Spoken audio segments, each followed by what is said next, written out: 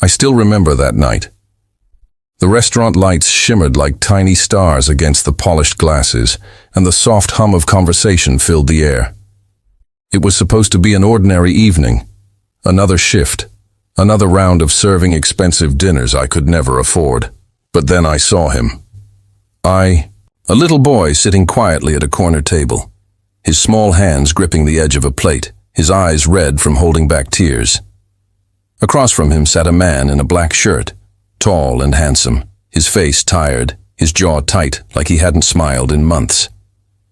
That was the first time I saw Suleman Khan, one of the most powerful businessmen in the city. Though at that moment, he looked nothing like a billionaire. He looked like a father who didn't know what to do anymore. I approached carefully, holding the tray steady. "Good evening, sir. What can I get you and your son tonight?" The man nodded curtly, his voice low. "Just whatever he'll eat." But the boy, Saim, didn't touch his food. His fork trembled in his tiny hand, and before anyone could stop it, a tear slipped down his cheek. My heart squeezed. I bent down to his level and whispered softly, "Hey, what's wrong, sweetheart?" He looked up at me, eyes full of something that broke me. "She forgot my birthday again," he murmured, his voice barely a whisper. Suleman froze, his fingers clenched. He looked away, guilt flickering in his eyes. I didn't know what came over me. Maybe it was motherly instinct, maybe it was just compassion. But I leaned closer and whispered the words that changed everything. "He does not need another gift, sir. He just needs a mum." The silence that followed was heavier than gold. Suleman looked up at me sharply, as if my words had touched something he buried deep. And in that moment, something shifted, not just in him, but in me too. After that whisper, "He only needs a mom," I instantly regretted it. Who was I to speak like that? He was a billionaire, and I was just a waitress earning minimum wage and leftover smiles. I straightened up quickly, murmured an apology, and stepped back. But when I glanced at him again, Suleman wasn't angry. He was stunned. His eyes, usually cold and sharp, had softened, like someone had reminded him of a truth he'd been trying to forget. For the rest of the dinner, he didn't say much. He helped Saim cut his food, even wiped his tears with a napkin, silently following every gesture I made from across the room. When they finished, I walked over to clear the table. Suleman handed me his card and said quietly, "Keep the change." I froze when I saw the tip. It was more than what I earned in a week. "Sir, this is too much," I said softly. He looked at me, then at Saim, who was now sleeping against his arm, his little head resting on his father's shoulder. "It's not for the service," he said. "It's for the words." Before I could respond, he stood up to leave, but then stopped halfway and looked back. "What's your name?"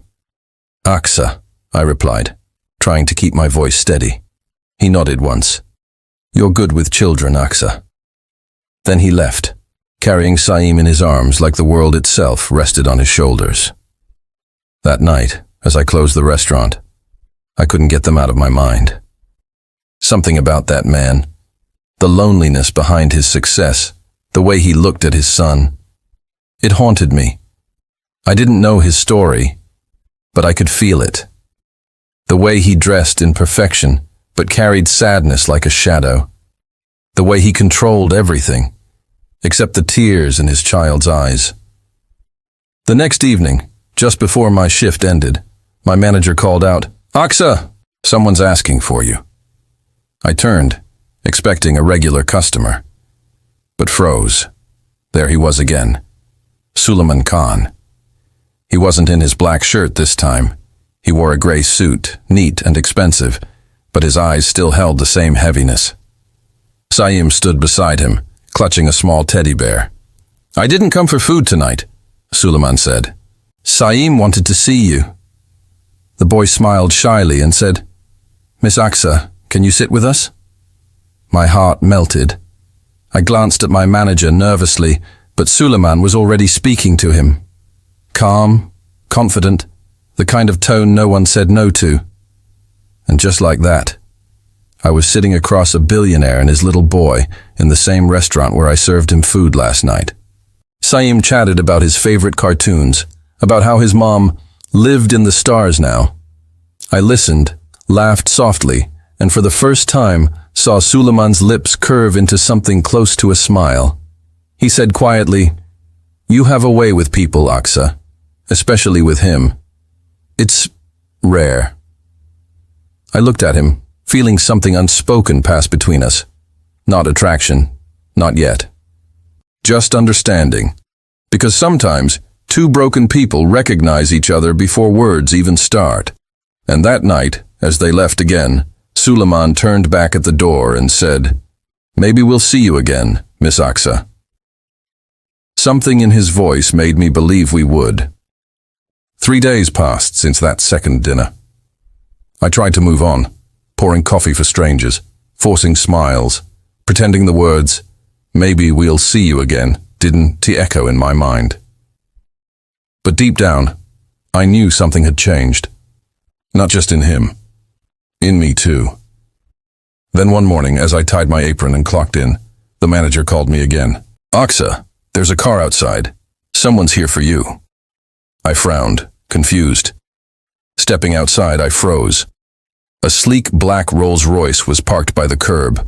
A chauffeur stood beside it, holding the door open. Inside, I saw Saim, grinning widely, waving his little hand. "Miss Aksa! Dad said you can come!" he shouted. I blinked in disbelief. "Come where?" Before I could process anything, the driver handed me a folded note. It was written in neat, steady handwriting. "Saim hasn't stopped talking about you. If you're free this afternoon, join us for lunch. Suleman Khan." My heart skipped a beat. Lunch. At his place. I hesitated, a part of me whispering that I did not belong in his world. The world of marble floors and people who never counted tips. But something about Saim's smile and Suleman's quiet eyes pulled me in. The mansion stood on a hill overlooking the city, elegant, quiet, too large for just two people. When the chauffeur opened the gate, I felt like I'd entered another universe. The gardens were perfectly trimmed, the marble steps gleamed under the sun, and the silence felt lonely. Saim ran up to me as soon as I stepped out. "Miss Aksa, come see my room." I laughed softly, letting him pull me along. His laughter echoed in the grand halls, bringing warmth to a house that otherwise felt frozen in time. When we entered his room, I saw toys neatly lined on shelves, untouched, like someone bought them but never played. I knelt beside him. "You have so many toys, Saim. Do you play with them?" He shook his head. "Dad's always busy, and when Mom left for heaven, no one wanted to play anymore." His innocence cut deeper than a knife. I was about to reply when a deep voice came from the doorway. "He talks more when you're around." I turned. Suleman stood there, not in his usual business armor, but in a simple white shirt, sleeves rolled up. He looked human. For a moment, we just looked at each other. Two people from different worlds sharing one silent truth. Loneliness. We had lunch together. Simple, home-cooked, which surprised me. He'd arranged it himself. No staff, no formality. Just him, me, and Saim. At one point, Saim spilled juice and I rushed to help him. Suleman laughed, really laughed, for the first time. It was a soft, unguarded sound, like he'd forgotten how to be happy, and was relearning it through his son. "You're different, Aksa," he said suddenly, watching me. "People around me usually talk about business or money. You talk about feelings." I smiled faintly. "Maybe that's because I don't have much else to offer." His gaze softened. "Sometimes that's the only thing that matters." There was a quiet pause. Then he looked out the window, voice low. "You know, I built this empire for my family. But when my wife passed away, I realized success can't fill an empty chair at the dinner table. His words hung heavy in the air. I wanted to say something comforting, but nothing seemed right. So I just said quietly, "Maybe. Some chairs can be filled in unexpected ways." He turned to me, eyes searching mine. For the first time, I saw not a billionaire, but a man carrying a mountain of grief behind his silence. When I left that day, Saim hugged me tightly. "Promise you'll come again, Miss Aksa?" I smiled. "I promise." But as I walked toward the car, I caught Suleman watching me from the doorway, hands in his pockets, expression unreadable. And I knew that promise wasn't just for the boy. It was for something neither of us dared to name yet.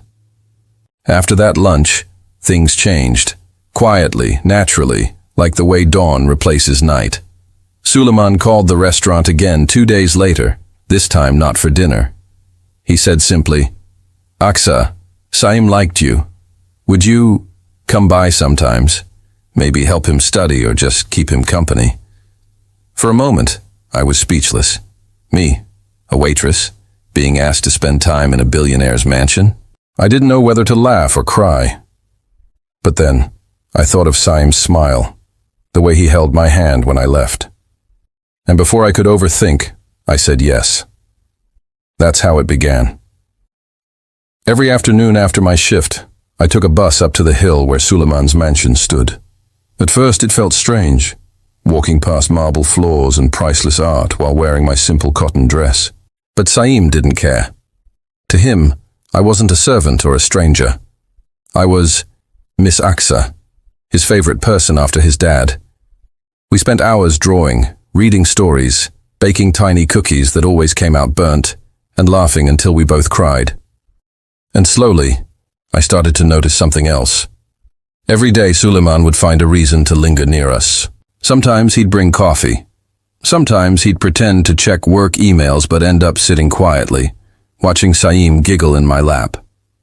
And sometimes, on the rarest days, he'd smile. One afternoon, as I helped Saim build a wooden tower, I looked up and saw Suleman standing at the door, arms folded, that faint curve on his lips again. "Careful," he said softly.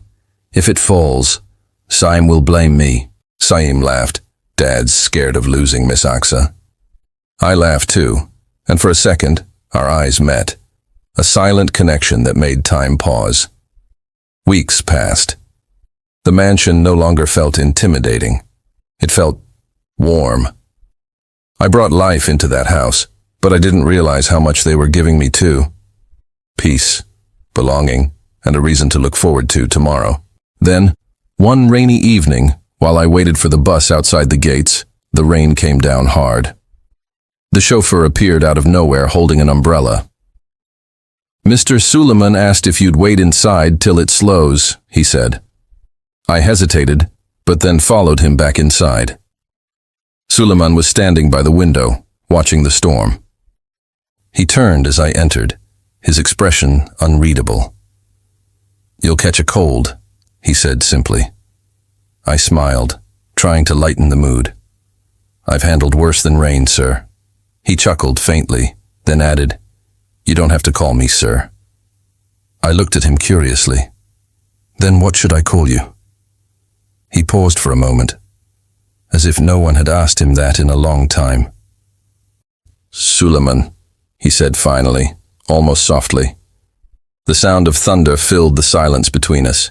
He stepped closer, his voice lower now. "You know, ever since you came, this house doesn't feel so empty anymore." My breath caught. I looked at him, really looked. The confident, powerful man everyone feared looked nothing like that now. He looked tired, gentle, human. "Suleman," I said quietly, "you've built an empire, but maybe what you needed wasn't another building. It was a heartbeat in it." He stared at me for a long moment, his jaw tightened, as if holding back emotion. Then he turned slightly away, whispering almost to himself, "You sound just like her." I frowned.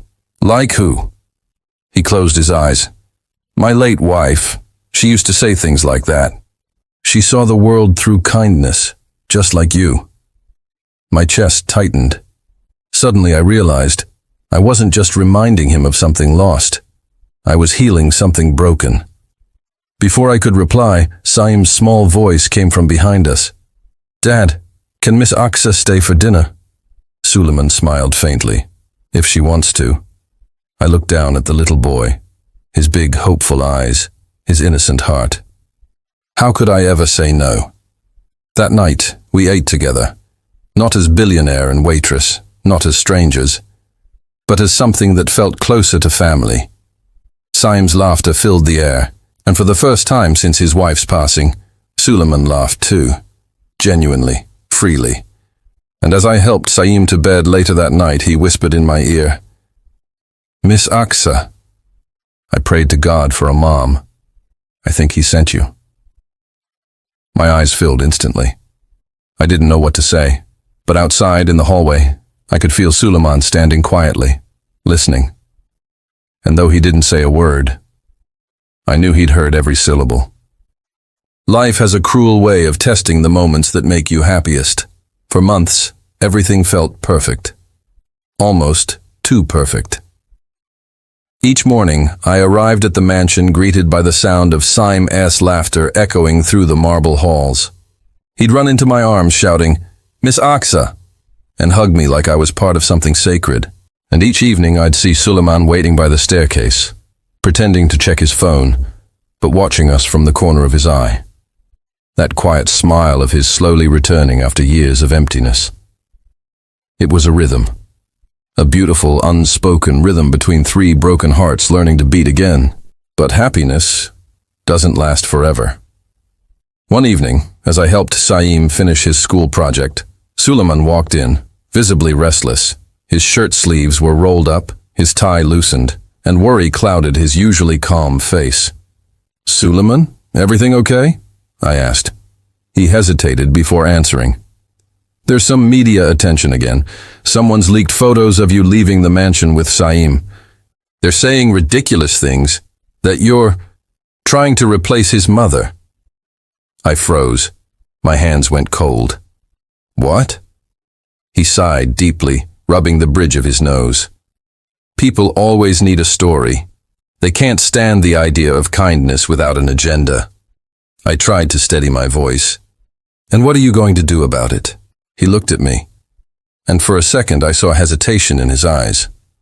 "I'll handle it. I just need you to stay away from the media for now. Don't talk to anyone. Don't post anything." I nodded slowly, but inside, something twisted. "Do you believe them?" I asked softly. His head jerked up. "What? No, of course not." But his hesitation had already spoken. For the first time since I met him, silence between us felt heavy. Wrong. I gathered my things quickly. "Maybe it's best if I stay away for a few days." He stepped forward immediately. "Aksa, wait." Before he could say more, a voice came from behind him, cold, sharp. Finally, she understands her place. I turned, and there stood a tall, elegant woman with piercing eyes. Suleman's mother. I'd only heard about her, never met her. But her gaze made me feel smaller than I ever had before. "I warned you, Suleman," she said icily. "Bringing a waitress into your home, letting her play mother to my grandson. What were you thinking?" Suleman clenched his jaw. "Mother, please. She's done nothing wrong." But she wasn't listening. She turned to me, her words cutting like glass. "Do you enjoy this? Living off his pity? Dressing up as a savior to secure a richer future?" Tears burned in my eyes. "Ma'am, I never wanted anything from him." "Oh, I'm sure," she snapped. "Poor girls never want anything until they do." Suleman slammed his hand on the table. "Enough!" His voice shook the room, but it was too late. The damage was done. I picked up my bag, my voice trembling. "I think I should leave." Suleman's eyes softened instantly. "Aksa, don't, please. She doesn't know what she's saying." But I couldn't breathe. Couldn't stay another second, so I ran. That night, the rain fell hard. And for the first time in months, I didn't dream of laughter. I dreamed of loss. I replayed every word she'd said, every glance Suleman hadn't stopped, every silence that had stretched too long. Maybe she was right. Maybe I had crossed a line I shouldn't have. I told myself I was foolish. To think a waitress could ever belong in a world of marble halls and billionaires. So the next morning I didn't go back, and neither did the day after that. Suleman called. Once, twice, 10 times. I didn't answer, but on the 11th day, he showed up outside the restaurant. His usually perfect suit was wrinkled, his eyes tired. Aksa, he began softly. You disappeared. I looked away. Your mother was right. I don't belong there. She was wrong, he said firmly. You belong wherever Saim laughs, and he hasn't laughed since you left. Tears welled in my eyes. Don't say that. It's the truth, he cut in, voice breaking. He keeps asking why his mom doesn't visit anymore. What do I tell him, Aksa? That the world's cruelty scared her away? I turned my face, unable to meet his eyes. I wanted to tell him I missed them too, that I dreamed of Saim's laughter every night. But my pride, or maybe my pain, wouldn't let me. You should protect him from me, I whispered. From what people will say. He took a deep breath, stepping closer. I don't care what they say, not anymore. The rain began to pour outside again, heavy and loud, just like the night I first met him. He looked at me with a desperation I'd never seen before. Just come back, for him, if not for me. And that's when my phone rang. A hospital number flashed on the screen. I froze. A woman's voice came on the line, urgent, trembling. Is this Miss Aksa? It's about Saim. There's been an accident. You need to come. Now. The world blurred. The phone nearly slipped from my hands.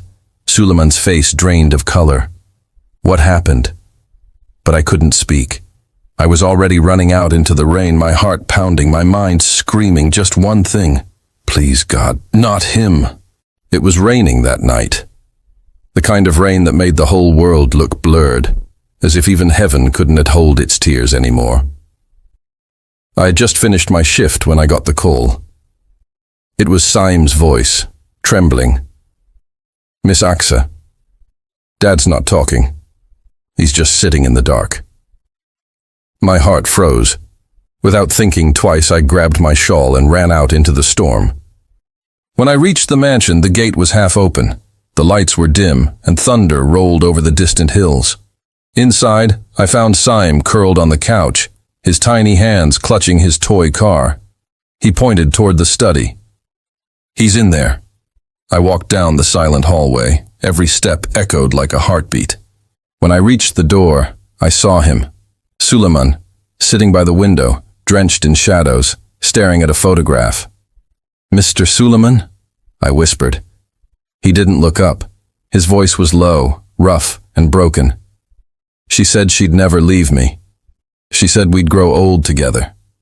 But promises, they lie too. I took a hesitant step closer. You mean, your wife? He finally turned toward me, eyes red, face pale. I tried to save her, Aksa. The night of the accident, I was the one driving. My breath caught. He closed his eyes, pain twisting through every word. She was crying that night, because of me. I was too focused on work, too proud, too blind. And then, in 1 second, everything ended. I built this empire to make up for that guilt. But no matter how many zeros I added to my bank account, I couldn't erase that one mistake. I stood frozen. His confession sliced through the silence like lightning. I thought if I kept everyone away, I'd never hurt anyone again, he whispered. But then, you walked in, and suddenly my son smiled again. I smiled again. And it scared me, Aksa, because I realized I was starting to feel alive. Tears filled my eyes. Feeling alive isn't a sin, Suleman. It's forgiveness trying to reach you. He laughed bitterly. Forgiveness? Do I even deserve that? I stepped forward, gently taking the photograph from his hands.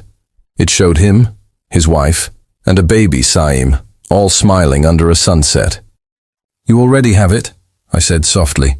Every time Saeem hugs you, every time you choose kindness over silence, that's forgiveness. You just never saw it. For a moment he said nothing.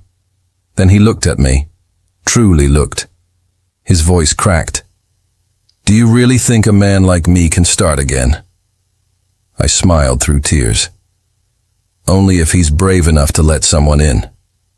He exhaled, a long, shuddering breath. And for the first time, the walls he'd built around his heart began to fall. He reached for my hand, not as a billionaire, but as a man begging for one last chance at peace. The next morning, the mansion didn't feel cold anymore. Saeem's laughter filled every corner as we all sat at the breakfast table. He looked between us and giggled. Dad, Miss Aksa smiles more when you do.